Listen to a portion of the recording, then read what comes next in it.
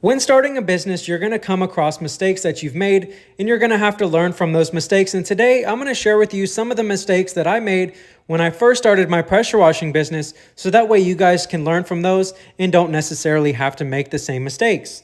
But first, if you're brand new to the channel, make sure to subscribe to my channel so that way you're notified every time that I upload a brand new video. Now, this is one of our jobs from our Facebook advertisements we did here in South Tampa, Florida. If you're in Florida, let me know down below, or also if you're around the country, let me know where you're located. Now, first off, the customer contacted us for this job. We reached out, we gave them a quote through Messenger, and then from there, we went out and did the job. And for the driveway, something like this, we normally charge about $200 to $250, and it takes about 30 minutes to an hour. Now, if you want to start growing your pressure washing business and you want to have me handle all of your Facebook advertisements and set those up, send me a message at 843-888-2371 or hit that first link in the description to book a free strategy call with me where I'll explain all of my services. Also have a free Facebook group, so encourage everybody to go check that out. And also, if you're just starting your pressure washing business, you can hit up my Amazon links. This is going to have everything for you guys to get started and exactly all the equipment that we use. Now, I wish when I first started, I had the power of using different tools online like Facebook and YouTube to get the knowledge that I know today. But unfortunately, like most people, I started out with no knowledge and I made a lot of mistakes. One of the first mistakes that I made was I had to do an entire driveway for my first customer all by hand.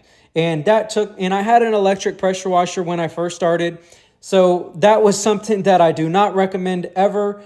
Always look into getting at least a 2.5 gallon per minute or higher when you're starting your pressure washing business. That job took me, I think, 2 days to do, and I only made like $100 10 years ago. So it definitely wasn't worth it to me. I didn't even know what a surface cleaner was. From there, I did upgrade to a surface cleaner, but unfortunately, the one that I had, I think it's discontinued now, but it was a Simpson surface cleaner. And at the bottom, it had like literally a physical brush, and that kept falling off. So I had to literally duct tape my brush onto my surface cleaner, and that was just a huge mess. My customer was looking at me crazy, like I was very unprofessional. And I'll explain to you a few more things that I did that I do not recommend, but I just wanted to share with you guys that experience that unfortunately happened to me. Since then, I have learned. I've upgraded to a BE roll-away, which you guys see in the video. This is a proper surface cleaner built by a proper pressure washing company that all they do is build pressure washing equipment. So if you're looking to get the best equipment, definitely check out Amazon or check out your local pressure washing store online. Another mistake that I made was I started my business off in Houston, Texas. And if you're in Texas or surrounding areas, you know that all the fences are made out of wood.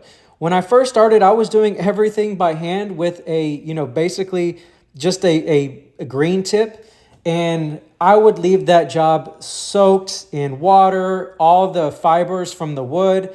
It was literally a nightmare, and it would take me a week just to clean all of the fibers out of my ears and just my hat. So if you've ever cleaned a wooden fence, let me know down below what your experience was. In Houston, we would re-clean and then paint the actual fence. So this was a service that, in Houston specifically, you have to repaint the fences. But, if you're pressure washing a fence or anything of wood, that's a great upsell for you to go ahead and stain or upsell them on a refinish for their actual wood. Another mistake that I made was I did not know what a J-rod is. If you guys don't know what a J-rod is, definitely check that out down in the description at pressurecleanstore.com. They've got a great selection of all pressure washing tools. But a J-rod essentially allows you to clean a house from the grass without having to have anything, holding a big wand. Unfortunately, when I first started, I was one of the suckers that ordered one of those big yellow telescopic wands on Amazon, and I broke my back 20 times trying to clean customers' house, because once you get it up there 20 feet in the air, that thing starts wobbling everywhere and it's very hard to control. You can easily fix this by just simply getting a J-rod. It's got a great orifice on there that allows you to shoot your chemicals without having to get on a ladder or use one of those telescoping wands. And one of my customers, I remember one time, came out and was like, "Why are you using high pressure on my, vinyl siding home?" I didn't know better at the time. If you guys, know in Texas they have, or if you've seen in your area, half of the house is brick and half of the house up top is vinyl. So I had to use the, telescopic wand to get up there and clean the house, and it was just a huge nightmare. So if you're thinking about getting one of those, or if you're, have one, highly recommend you return that and look into getting a J-Rod. Typically runs about $50 to about $60. Another mistake that I see new pressure washers make is they simply do not know what kind of chemicals to use. So this video is going to save you a ton of time and also the headache from asking a customer for a refund because they did not get satisfied with the job that you have done.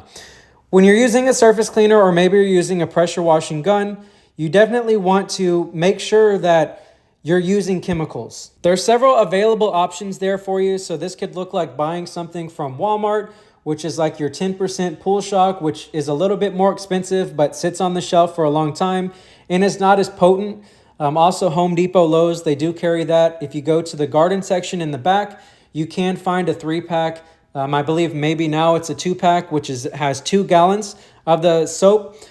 But what I'd use now is we go to our local pool store, or even here in Tampa, we have a local pressure washing store. We just pull up our rig, they fill it up, pay about $1.50 per gallon of bleach, and then we're on our way to our first job. So every time we fill up in the mornings before we start our day, this has enough chemicals to last us throughout the day.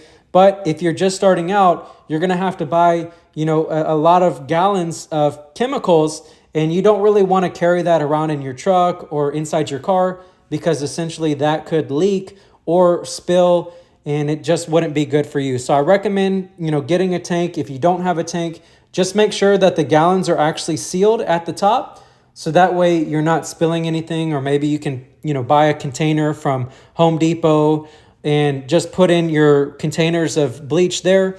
So that way it's not spilling all over the place, and then put a container over the top. But essentially, you do not want to surface clean or pressure wash a driveway without chemicals because you're going to leave a ton of lines. And this is a very bad look. You do not want to tiger stripe a customer's house on the actual concrete because I've been there. I've done that. Trust me, they're not happy. So I hope this video saved you guys from making mistakes in the future. Take care.